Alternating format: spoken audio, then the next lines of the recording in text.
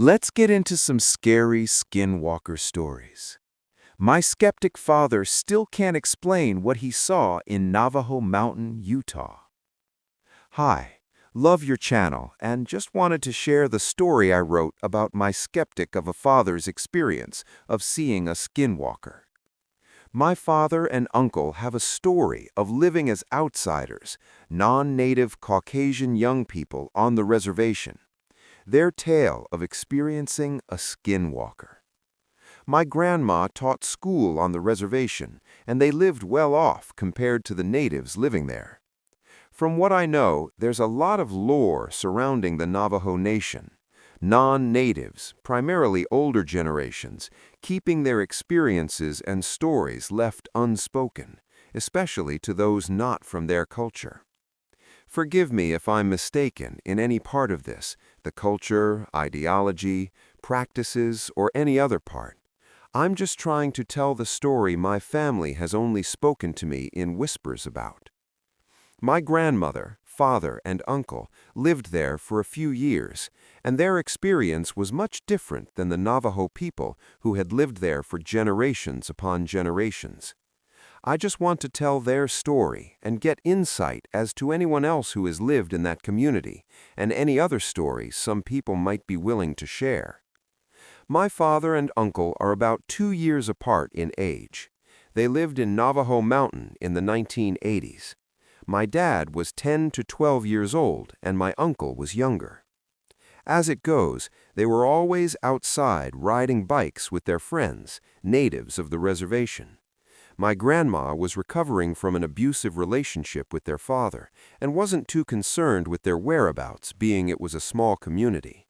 There wasn't much trouble around, nor would they know what real trouble was at that age. Trouble wasn't the issue to young white boys on a reservation then. Pure terror was. It was a typical night without any parental supervision. The night was colder than usual, and the night sky was blacker than you could imagine. In such a desolate place, the stars in the sky would light the night. This night was as if the earth had moved to a different dimension. In an abyss, the boys race each other, as they did every night, until they were compelled to force their brakes in unison. They simultaneously looked up. Each boy's face melted from carefree, innocent, and adolescent to unadulterated horror. The boys stood motionless, grasping their bikes with every nerve, muscle, and strength in their body on the dirt road.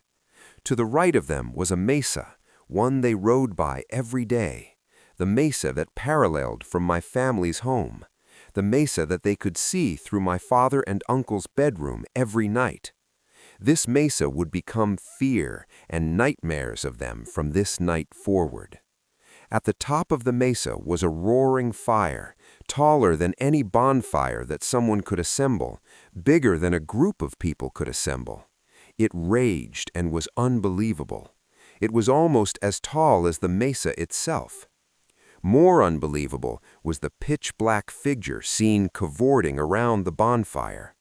The native boys with my father and uncle informed them this was not a typical Navajo dance or ritual. Pits began to form in their stomachs. Friends of my father and uncle turned back around without a word and bolted back to their homes. The two came back in a panic, relaying what they'd seen to my grandmother, but she was unconcerned. A legend of the natives, she told them, and shooed them away. They lay awake all night in their shared room, not saying a word to one another. They forced their curtains as close as possible, too scared to look out the window and see what they shouldn't have begin with. Neither could shake the images burnt into their memory. But the sun managed to rise and peeked through into their room. A sense of release washed over them as the darkness had faded. The boys left their bed and traveled to the kitchen to try a second time to tell my grandmother what they saw that night. They tried to get a handle on what they saw, but it was as if they couldn't explain it. Again, my grandmother brushed them off with a coffee and newspaper more important than their story. She told them to climb the mesa and investigate. The boys wrangled their friends who shared the experience with them the night before, prior as they passed on their bikes. The friends stayed on the dirt road, looking up at the mesa as my father and uncle climbed up to see any evidence of the hell-burning fire they witnessed together. The mesa wasn't much taller than an average one-story house, so the brothers took less than 2 minutes to climb to the top where the nightmare took place. When they got to the top, they were hysterical and also relieved. There was no indication a bonfire of that enormity, or even a fire at all, had taken place on that mesa. They had clearly seen it the night earlier. They climbed down and told the message to the friends who had also been a part of the shocking scene. Their native friends looked at them in shock, but neither said a word to them. They immediately turned their bikes around and proceeded home. It was never talked about again, despite my father and brother asking about it. My grandmother and everyone else in the community refused to talk about it again. My father is a skeptic. He does not believe in anything paranormal, aliens, ghosts, mermaids, you name it. But whenever I ask about the Skinwalker he saw, he turns pale and white. He gets quiet, jumpy, and curt. I had to plead to get the full story out of him, and I could see the goosebumps in every hair standing up on his arms when he shared his experience. My grandma took me to the Navajo Mountain in 2019 to show me her history and to see how Navajo natives still live on this reservation today. According to her, not much has changed since living there in the 80s. I hiked and explored what I could of the reservation as to not invade or violate any of the Navajo reservation and its beauty. However, I did feel a change in mood when I visited.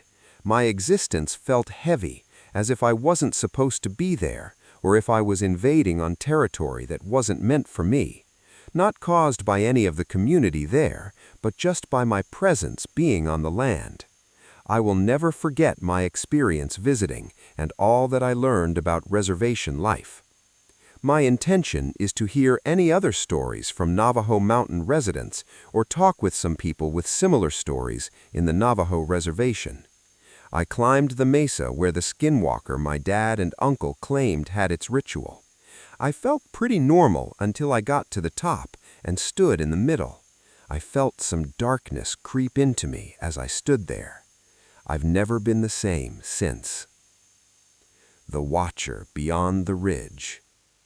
I've heard that some places just don't want you there, not because of anything you've done, but because you don't belong, because something older and quieter is already watching, already listening, and it doesn't like being disturbed. I used to think stories like that were just myth, backwoods superstition, the kind of stuff old people whispered at night when the wind howled too long. I'd roll my eyes when I'd hear them.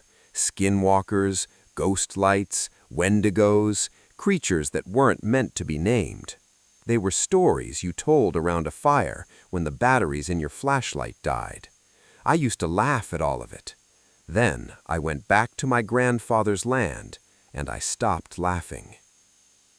I grew up in the Four Corners area, Arizona side, a place where the map turns to rust and shadow, where the air is bone dry, and even the birds seem to watch you sideways.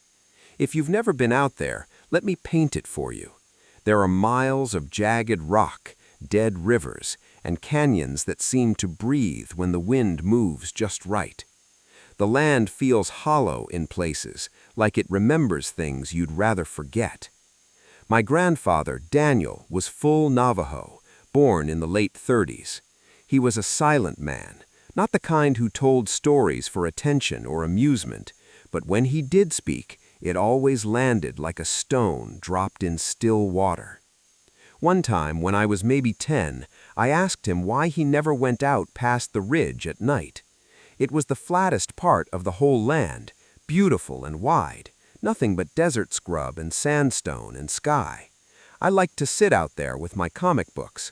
I figured he avoided it because it was a long walk, but he just looked at me and said, "That's where the Watchers move." I asked him what he meant. He didn't answer. He just went back to whittling wood like the conversation never happened. Later, my dad told me not to worry about it, that Grandpa was old, grew up with strange ideas. The desert does things to you, he said. People used to make up monsters to explain things they couldn't face. Just remember, we're not superstitious. That stuff's not real. I believed him. For years, I believed him. Fast forward to 2018. I was 24, fresh out of a long-term relationship that had ended like a controlled demolition. Quiet from the outside, but everything inside collapsed. I'd graduated from university that spring, but I wasn't ready for anything. Couldn't take a job, couldn't talk to people, couldn't sleep without feeling like I'd been dropped into the world with no parachute. So I did. In that same awful silence, I returned to the cabin with my skin prickling like static. All I could think about was my grandfather's warning. That's where the watches move. That night, I kept the porch light on and slept with a hunting knife under my pillow. I didn't sleep much. Just after midnight, I heard it again. This time it was footsteps, slow, deliberate, crunching on gravel just outside the door. And then a voice. It sounded like my mom, but it wasn't. It was wrong. Too slow, too flat, like a cassette tape recorded underwater. "It's cold out here," the voice said. "Let me in." I froze. Then it said it again. Same intonation, same syllables, a perfect repeat. I reached for the knife and whispered the prayer my grandfather used to say before every hunt. I didn't remember the words exactly, but I remembered how it felt, like spitting iron into the air. The voice stopped. I waited for hours, barely breathing, hand white-knuckling the blade. When dawn finally crept through the window, I looked out the ridge. It was back. The figure, closer this time, down by the tree line. Its limbs were wrong, arms too long, knees bending the wrong way. The skin looked stretched, tight, like plastic wrap over something hollow. And the face, it wasn't one, just blank, featureless skin, like wet clay. Then it tilted its head and mimicked the voice again. "It's cold out here." I stayed locked inside until sunrise. By morning, I had decided I was leaving. When I opened the front door, I froze. On the porch was a dead coyote. Its eyes were gone. Its mouth was filled with rocks, and next to it, carved into the wood, were symbols, deep, jagged, ugly. I didn't recognize them, but I knew what they meant. A warning. I packed everything in under 5 minutes. Didn't clean, didn't lock the door, just got in the truck and floored it. As I drove away, I made the mistake of checking the rearview mirror. The ridge, the figure, still watching. When I told my father, he didn't believe me. When I told my grandmother, she didn't blink, just nodded and said, "You saw one of them, a Yel-Nakyalushi, a skinwalker, a shapeshifter, a dark medicine user, something that mimics life without being alive."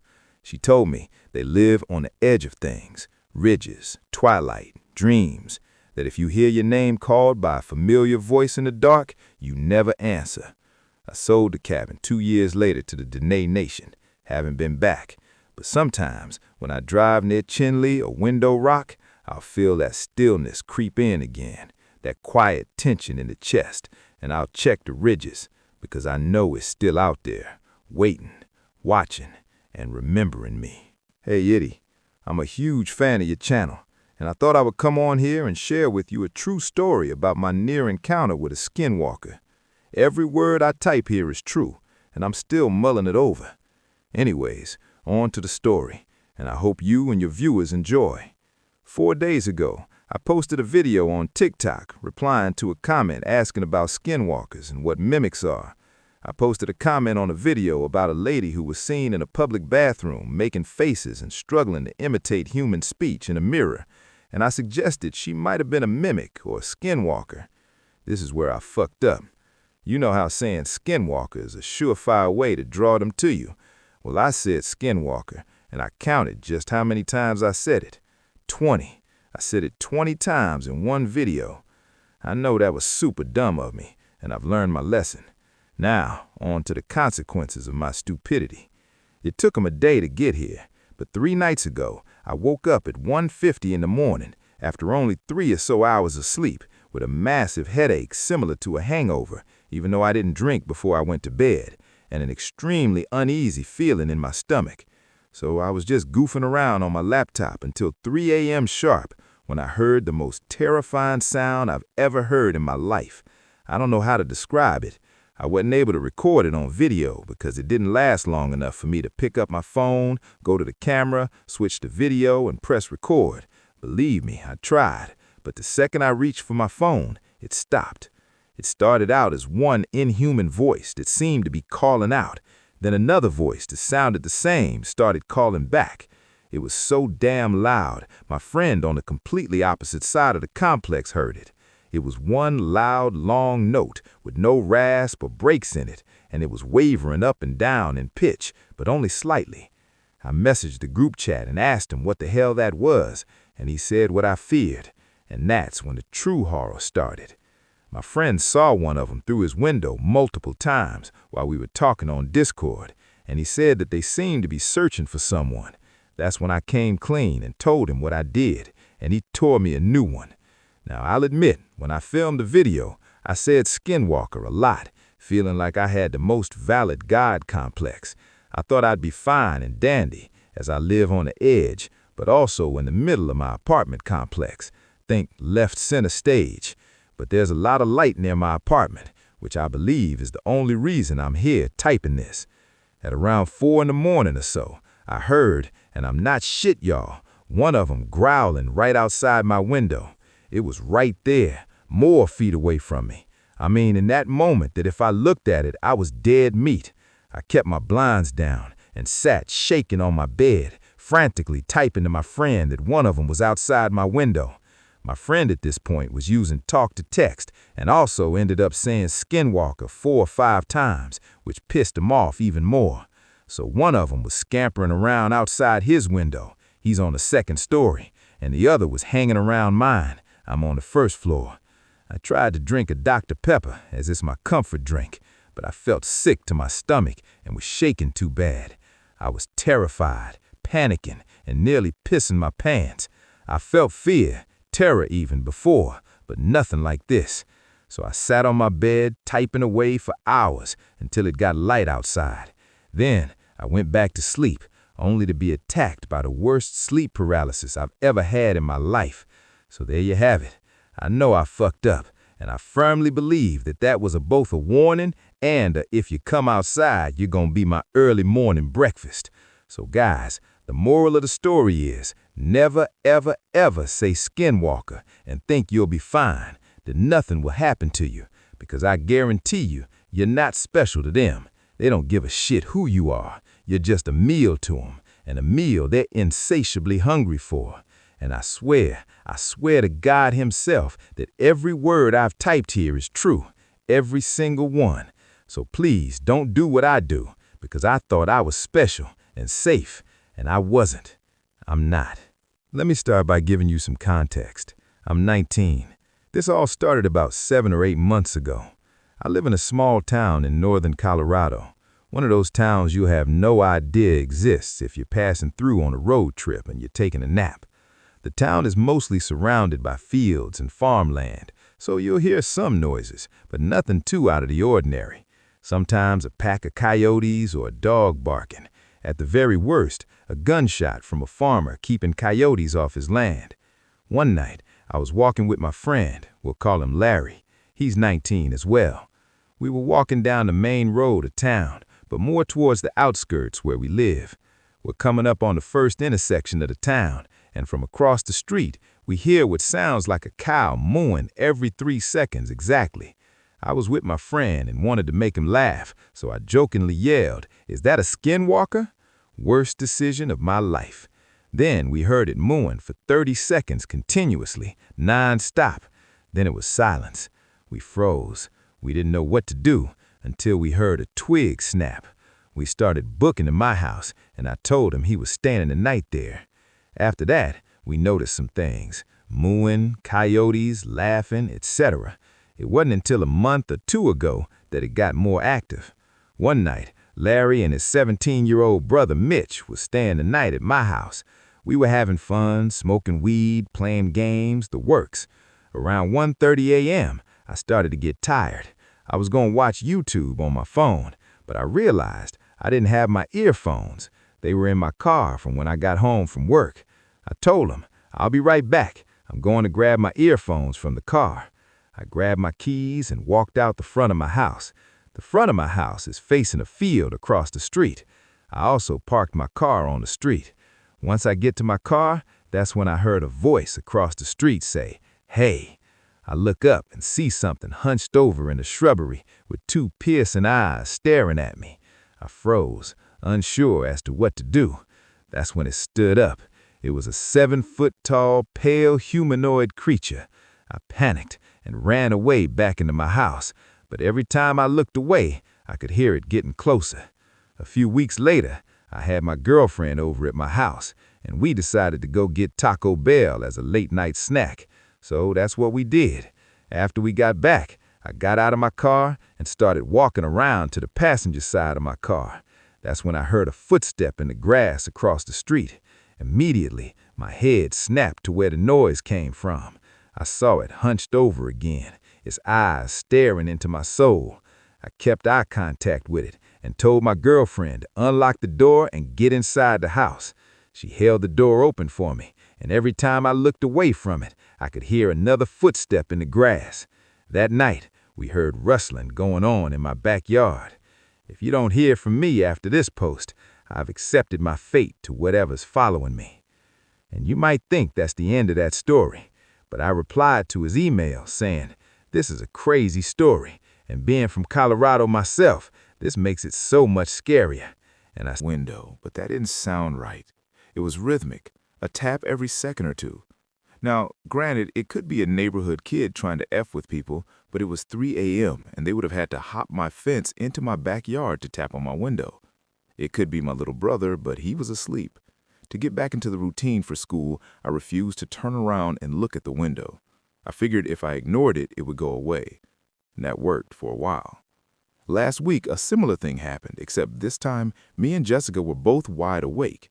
It was around 1 a.m. and we were playing Stardew Valley on my PS5 when we heard the tapping. She asked what it was and I shook my head, showing to just ignore it. Then, clear as day, we heard something from my window go, "Psst," as if it was trying to get our attention. I froze and my heart dropped. She went to close the window since I had it open for the breeze. I shook my head again and closed the window without even looking towards it to make sure I didn't see the thing. I don't know if my original story got into a video, but I thought regardless on if it did or didn't, you could use this to get it more out there. Tell your fans to not F with this S. It's real and terrifying coming from someone who's on the receiving end of it. I hope you have a great day/night. And yeah, man, that's terrifying. Please send me any updates if, this is continued. I wonder what it is. I wonder if it's a skinwalker or have you even considered being a weird stalker? I don't know. It's a very weird situation, and it's terrifying. Hopefully it leaves you alone soon, and at least your girlfriend is also witnessing it, so you're not alone and think you're going crazy, so that's good. But I'd probably tell your parents about it. I mean, I would. But that's a creepy, creepy scenario. Please send me updates, and hopefully it doesn't get you. And hopefully I can hear from you soon and put it into an updated video about skinwalkers and scary stories. So please send when you can, and everyone else watching, please send any sort of skinwalker stories. I'd love to read them. Anyways, on to the next story. Skinwalker encounter on Seminole land. So a buddy of mine and I decided to spend the night on a campground in Clewiston, Florida, on Seminole territory. It was a nice but quiet campground with cattle ranches surrounding us. The day was very calm and uneventful as we had some beers, listened to music, and bullshitted with each other. However, nightfall was a completely different story. We did not plan it this way, but we happened to be there for a total eclipse. Once the sun set for the night, we decided to take a walk on a dirt road headed toward the cattle ranch. The walk was eerily quiet and harmless until we heard a noise to our right, seemingly out of nowhere. A group of about 8 cows, about 50 feet to our right, suddenly broke into a full-out sprint like they were running from something. We had seen the cows throughout the day, but did not see them running or acting uneasy, so the timing was very odd. After this, around 9:30, we decided to get a few hours of sleep for the peak of the eclipse at 2:45, as it had been a long day. However, at around 12:08 a.m., I suddenly woke up, not knowing what had woke me so suddenly, as I am typically a heavy sleeper. However, I soon heard footsteps around our campsite. We have been mindful of throwing out our trash, as this is one of the few areas in South Florida where bears are common. However, whatever was creating the noise sounded bipedal and stayed for hours instead of a few minutes like bears typically do. Unfortunately, I was the only one awake until around 2:30 a.m. For those 2.5 hours, I heard constant footsteps near where we had our fire and around the tent. At one point, I heard a deep exhale right next to my ear outside of the tent. However, things took a turn for the worst at around 1:45 to 2 a.m. when I heard a gut-wrenching cries of a cow in the field about 100 feet to our left. It genuinely sounded like flesh being torn off of its skin. During this time, the footsteps and sounds were still there. About 45 minutes later, and once my buddy woke up, we hear the unmistakable sound of a pack of coyotes howling and yelping in the area that the cow had seemingly been killed. This lasted for about a few minutes. After a while, we entertained the idea of returning to the car, as it was only about 10 feet from the tent's entrance. However, once we had built up some courage because of the lack of footsteps, they began again. At some point, around 3:45, I somehow passed out due to the exhaustion and the very high level of adrenaline I had felt for the last 4 hours. However, when I woke up at around 9 a.m. the next morning, my buddy tells me that after I fell asleep, he heard another cow meeting the same fate, the coyotes returning and the footsteps remaining until sunrise, 7 a.m. We're not avid campers by any means, but thought camping on native land sounded like a fun idea. Not sure of what we'd see. However, once I got home, I looked into skinwalkers more as I had become familiar with them through scary stories on YouTube, but I did not know the full extent of their habits or characteristics. When I did this, their correlations terrified me. The fact that it is known to disguise itself as bears and coyotes specifically. The fact that the footsteps sounded bipedal yet imitated a four-legged animal. The harm seemingly caused to livestock, and the other events seemingly meant to draw us out. I don't know what to think. I became even more confused when we looked over the campsite in the morning and found no footprints, let alone paw prints. Even our trash and other belongings by the fire didn't seem to be moved much. I'm not trying to convince myself of this because we were on native land and it makes for a cool story. I was genuinely scared for my life, and I felt like I was being watched all night. I just wanted to share the story and possibly hear any input, as these events had taken place just 13 hours ago at the time of me writing this. To me, that kind of sounds like a skidwalker, or maybe just a stalker in your campsite. That's really weird. I would never camp on Native American land personally. I just think it's too sketchy. But I don't know. That sounds scary. That's good that you made it out alive, and I'm sorry for the late reply since you sent this to me like months ago. But let me know if you've been back. Please comment or send another email back if you've been back to that land or camped there again. I'm really interested to hear. But that's scary as hell that I heard like an exhale next to your ear or like through the tent. That's terrifying. But it's also weird how there was no footprints, no anything like that, you know? I wonder if you're almost imagining it because you were exhausted. I don't know, but if you've gone back, please send a follow-up email. And yeah, thank you so much for sharing. On to the next one. Hey Jasib, I love watching your videos, especially the ones involving cryptids or skinwalkers. I decided to send in one of my own stories coming from my father in his life growing up in the Appalachians. So here we go. If you need credit for the story, just call me Sarah. I live up in the Midwest, but my father comes from the South, specifically the Appalachian area of West Virginia. He told me this story a few years back. He grew up in Virginia and had a few strange encounters, but this one apparently scared him the most. Here is the story in his own words. It was late fall, and I had just come back from grad school to go back to my childhood town in the deep Appalachia in 1989. My father and I used to go hunting often together, as my brother was the quiet book type. We also had a handful of hunting dogs, my favorite of which was a border collie named Gunner. He was young, around 3 years old. I asked my father if I could go hunting, but my father was suffering from heart issues, but he encouraged me to go alone for the first time in my life up to that point. I decided to take my dad's rifle, grab a coat, and my dog, Gunner, and go hunting. We hopped in an old pickup in the afternoon and drove a gravel small pathway to a nearby forest, which back in my childhood was dense and lush, full of life and color. On this day in late fall, the forest was bleak and dull. All the colorful dogwood leaves were gone and the grass was a dull yellow, nothing like the spring green of my childhood. I shrugged it off and started on the hunt, Gunner going up in front of me to scout. I was young, so I could walk quickly, and for a long time, the time seemed to fly by in the days of my youth, and that day was no different. The forest seemed empty, no birds singing in the trees and no squirrels darting from bush to bush. Eventually, I caught a rabbit, skinny, but it would do. After about 1 or 2 hours, we came upon a small clearing surrounded by dense forest and thin trees. As we approached, a prickling feeling shot down my spine like an electric current. An old wooden cabin stood in the center, overrun with ivy and other wildlife. It must have been there since the 1800s at least. The cabin was brown dark and barely standing.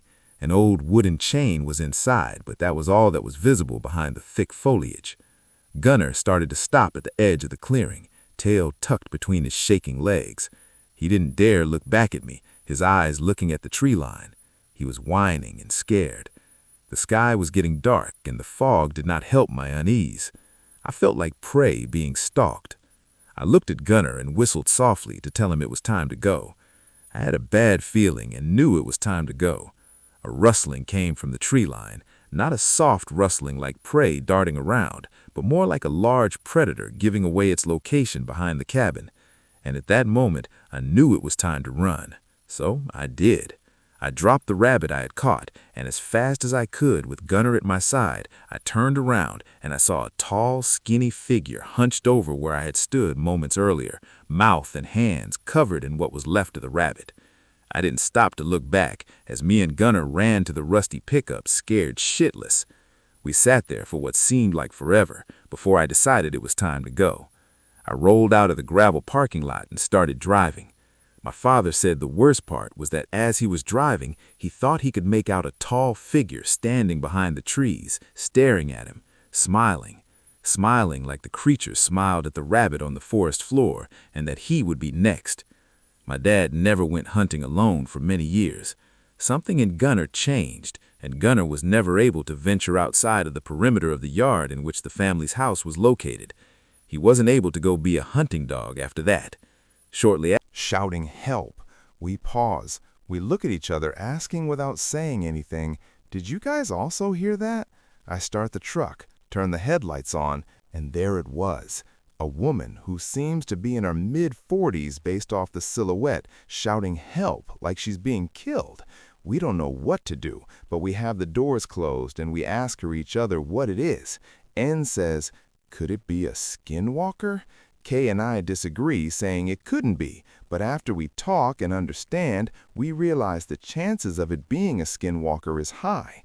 I decided to be dumb and ask if she's okay. Worst mistake of my life, and it haunts me to this day.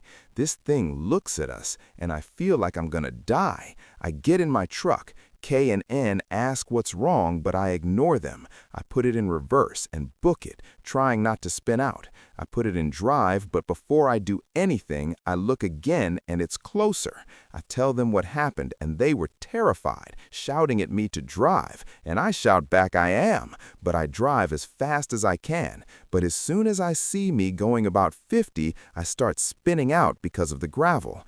I was inches from landing in a ditch before Jesus took over the wheel and kept us safe. We talk about it and decided to go back the next day. We head there about 3 in the afternoon, and we get out and walk over there. We smell a gut-wrenching stench like something died. We looked, and it was disturbing and threw up, and we headed back immediately. It was a dead body that was decayed with bugs all over. We told each other to not say a word to anyone because people will think that we would have had something to do with it, and we agreed. I looked up skinwalkers when I got back to my house, and it mentions how they imitate the last sentence of their prey as a type of trap to lure in their next meal. I also found out that they skin the people to form a bond together spiritually. After that happened, I'm terrified of driving at night in the back roads. Whenever it's night, I always make sure there's highways around. And, geez, that's terrifying. I mean, did you look at the dead body? Was it the same woman? That is scary. I don't know what to really say about that. I mean, could it be a skinwalker? Yes. But are skinwalkers real? I don't know. That's definitely terrifying. I don't know what that could be. That's good you're alive, though. And, I mean, yeah, that's terrifying. I mean, did you ever go back? Was there any reports of a missing person in your neighborhood or town? That's really scary. And to be honest, you probably should have reported it, because if you didn't kill her, why didn't you report it? I mean, people could have thought, but, it would have been disproven. That's very weird. Please send me an update email if you can answer any of those questions. I'm very curious to, hear. But thank you so much for sending it in. And this was the last story of today's video. If you'd like to see longer videos in the future, please send in more stories.